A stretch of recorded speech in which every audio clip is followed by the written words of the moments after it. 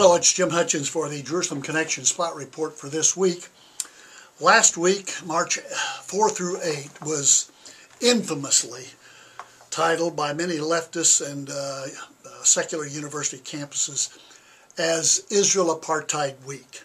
Israel Apartheid Week. Now, what do we mean by apartheid? Apartheid is defined in the dictionary as an official policy of racial discrimination and segregation formerly practiced in the Republic of South Africa, involving political, legal, and economic discrimination against non-whites, a policy or practice of separating or segregating groups. Now, this is a charge against Israel.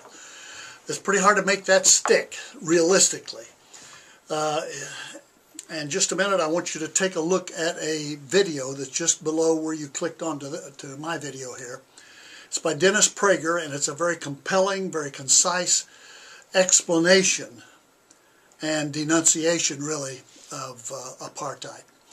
Israel is not guilty of it. As a matter of fact, I think it's an expression of anti-Semitism. I was in hopes to find something from a U.S. government official that would denounce this. I didn't. Maybe they did. Some U.S. official may have, but I didn't find it. But I did find a remarkable statement by a Canadian parliamentarian, the Honorable Kenney, Minister of Citizenship, Immigration, and Multiculturalism. He said this: "The disproportionate vitriol directed against the democratic state of Israel during Israel Apartheid Week stands in stark and ironic contrast to the silence of Israel Apartheid Week organizers on the ongoing atrocities committed by for example, the Syrian regime against its own citizens, and on the rampant brutalities and denial of rights in non-democratic countries in the Middle East and elsewhere in the world." He goes on to say, operating under the guise of academic freedom, and this is rampant in the secular universities, anti-Semitism is alive and well and growing on secular universities under the guise of academic freedom. Operating under the guise of academic freedom, Israel Apartheid Week is a misleading attempt to delegitimize and demonize the only true liberal democracy in the Middle East.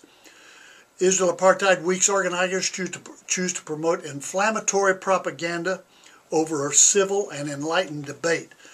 Their approach is at odds with the Canadian values, and I would hope the values of the United States, values of tolerance and mutual respect, and prevents meaningful dialogue from taking place.